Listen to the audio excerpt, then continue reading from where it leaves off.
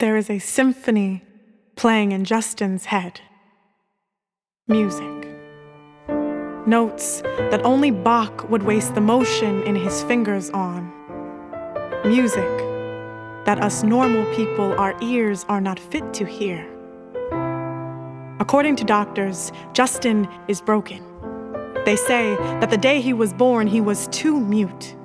That the only reason he reached for his mother was because he felt a beat. Something as beautiful as Beethoven he could wiggle his fingers to.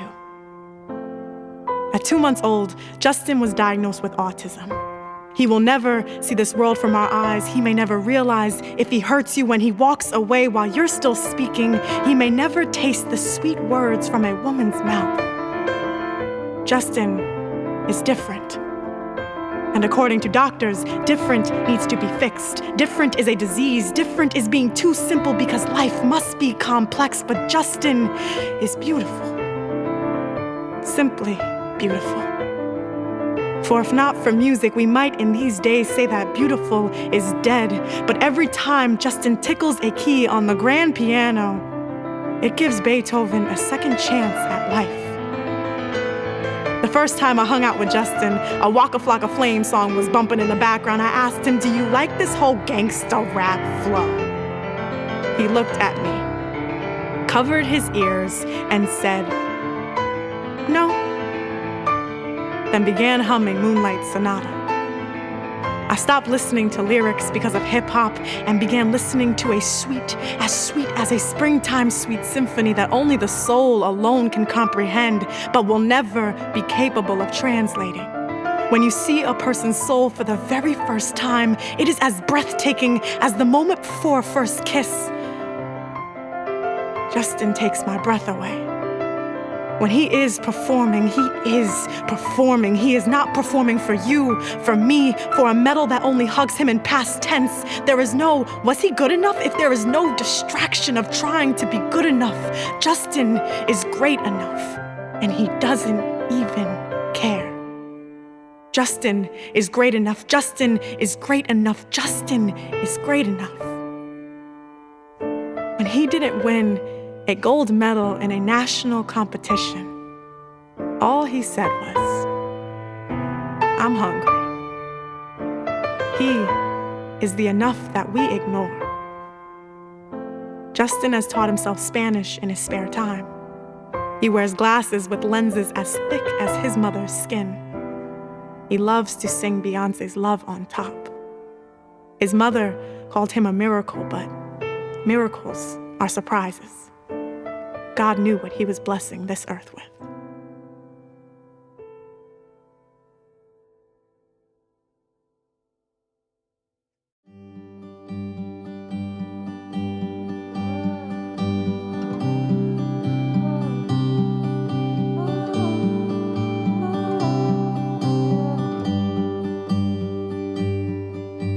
Even though I fall asleep alone, I want to wake to you. Sunday mornings taste like sugar. Those Sunday mornings before you let time take you away. Those mornings you trace the lifelines in my palms between snow-white sheets in an attempt to read how long our love would live in the palm of my hands. I used to wonder what my mind would look like with no memory of you. Would it be black and look like the word lonely? Would it be better off? Would you pop up in my dreams because my subconscious knows better? Because it knows that you are a part of me, even if the memory of you looks better in someone else's mind. If forgetting you was as easy as blinking, I'd fear closing my eyes for too long, because for too long I thought I wasn't worthy of sharing the same pillow with an image of God. Leave again, you know that you're my best friend.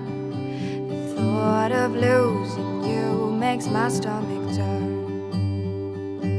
We are so fortunate to have a piece of heaven in our world, You have given me love, and my goal is to annoy you for the rest of our lives. You, right here with me, and me right here with you, face to face. I close my eyes and inhale your truth. You are a lotus flower cracking bloom for the very first time. And I, like a little child entranced by your beauty, will never pick the petals from your smile. I can only stare in awe that I have been able to lay my hand upon a living garden. I will swim in my thoughts with you, and not in such empty words to tell you how crazy you make me feel. I will show you, like you are the lost piece to God's puzzle, and I am your lighthouse, shining just for you. I have been searching the lengths of the sea, and until the clock strikes 13, just for you. For you to make a home in this barren tower of a heart, let me sing you the oldest known love song sits on the river's floor of Tigris and Euphrates. And although I am a fool with no capabilities of holding a tune, seeing you shake your head and nose crinkle in embarrassment makes me appreciate you that much more. Come be with me, come wake up next to me. I can't wait to waste another day with you. I'm terrified to let all of me love you, but I want you to be the last person I introduce my heart to. I want to love you hard as it was to not put your name in this poem, as hard as a first kiss after being a year of an ocean ways apart. You were the unexpected event that I could not run my game on. You were that unexpected event that made me run the opposite direction, but you caught me. You catch me every time. I have written 100 love poems for you. Some for our past, a few more for all that we aren't, and the rest for all that we could ever be. I hope one day, maybe on a Sunday morning tasting like sugar, you'll listen.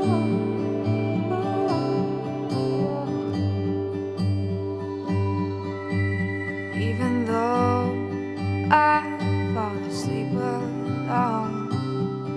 I want to wait till you.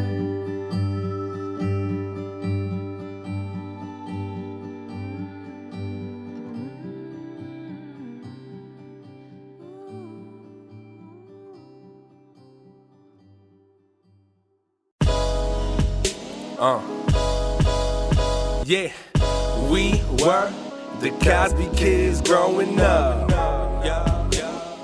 Don't mistake it, that was us. Oh, these women like me. My mountain bike had 5 speeds. Back in the day, played hide and go get it. When money high, this nigga go get it. White t-shirt and a new fresh fitted. What we wore, no kidding. Fell in love in a New York minute with a girl that used to come visit. She like punk rock and me, Slum Village. Used to bike a lot, roam the streets till we dirty socks. Skateboards and Autobots, rolling pot till we saw the cops. Connect the dots, explore like astronauts. Staying outside in the front yard till like 11 o'clock. On the dot, we was the Cosby Kids growing up. Don't mistake it, that was us. Oh, these women like me. My mountain bike had 5 speeds. You were the Cosby Kid, and I was just a tease. An addiction hanging on the tip of your tongue. You could not get me out of you. We sucked on each other's bottom lips with deliberate calculation, like we sucked on Tootsie Pops. How many licks would it take you to get to the center of my soul? And I spoke you in nursery rhyme. I picked pecks of poetry personifying you as the lungs of my land. You used to say, it has never been about those female super soakers. It has always been about you. It was always about the one you could pop that ring on, the one who had the scent of a Felicia Rashad vanilla and was worth every grounding because she checked, yes. It was about the one who would be the stoop to your heart because Stoop Kid will never leave his stoop and I will never leave you. You're a doctor and mom's a lawyer. And you're both successful and everything, and that's great. Maybe I was born to be a regular person and have a regular life. Instead of acting disappointed because I'm not like you, maybe you can just accept who I am and love me anyway because I'm your son. We were the Cosby Kids growing up. Don't mistake it, that was us. All these women like me. My mountain bike had 5 speeds. That's the dumbest thing I've ever heard in my life. Don't tell me I have a nice smile. I have practiced what perfection looks like for 21 years. I see you've been paying attention to my lips. And this isn't the real me. My fault line. You deserve every ounce of my truth. My shame. But I hate it. A gap-toothed smile that I've hated ever since I was 12. More insecurities than I care to admit. Confidence was something that I could not hold on to for long. If you're not careful, I might use you to build it. Don't look into my eyes. It's the quickest way to intimacy. You will pay more attention to our conversation, my pain, and I'm not ready to be soulmate yet. I'd rather you just look at my breasts. The physical is so effortless to love. It so easily distracts you from seeing how I have sewn this body in fear. The strings to my stories are falling apart. The more you dissect me open, there you go trying to love me again. Don't look too far into me. You might see something that I was never ready to admit. The truth, that I feel most me around you, that I want to love you in the most honest kind of way, without the fear of being good enough. Stop being everything this fragile ego needs to put itself back together. There you go trying to love me again. Don't touch me. I don't want anything that will leave the feeling of you on my skin. It will be warm and too easy. A woman like me prefers an asshole of a man that is cold and too difficult, because I will break every bone in my heart to change all the pieces I hate about myself through him. How can you love every crack in me? Don't let down my hair. My locks. Don't run your fingers through it. That's where I keep all my secrets. I'm too scared to say to people like you, and I don't want to run you away. There you go trying to love me again. Don't come into my room. You might see what the inside of my head looks like, and I didn't get to put my skeletons away. The hollowed husks of all the broken hearts that I've gathered. Don't kiss me, because our lips might get caught in a war between love and lust, and lust might win out. And I've already cheated on every woman before with the idea of you. A woman who can love the hurt out of me. I am a needy boy, and I will want more from you than what you'd be willing to give, and that terrifies me. Don't tell me I am beautiful. I'm scared that you will actually mean it, and I won't know how to deal with that. There you go, trying to love me again.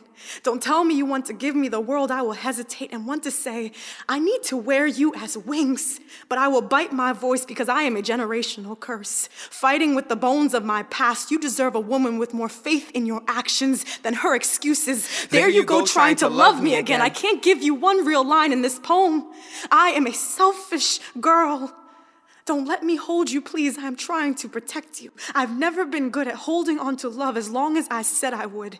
You will remember what my breath feels like when the wave of the morning after rolls over you. You will feel born again as you gasp for me. Don't tell me you love me. You might leave your toothbrush and pieces of yourself here, things that will remind me that you want to stay, like your heart. I have only seen love kiss a cheek when it's time for goodbye, and I want to see you again. Like your smile, which is everything warm and forgiving, which will get past my best efforts to hide. I want to love again.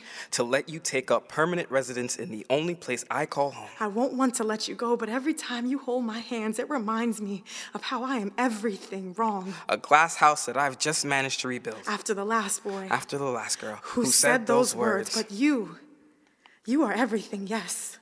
You make me feel sure of my own skin. So forgive me for the tests, the games, the long-winded explanations for why we can't be together. I'm scared to let you call me something sacred.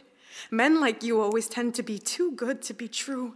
If you tell me you're in love with me, I won't believe it, or even worse. I'll believe it and hold you accountable for each and every butterfly flying toward my throat. Women like you are too good to be true.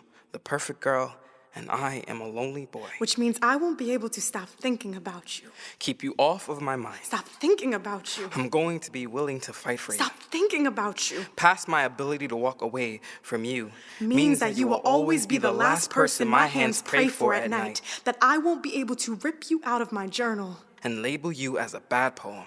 Don't tell me you love me. I am hiding for a reason.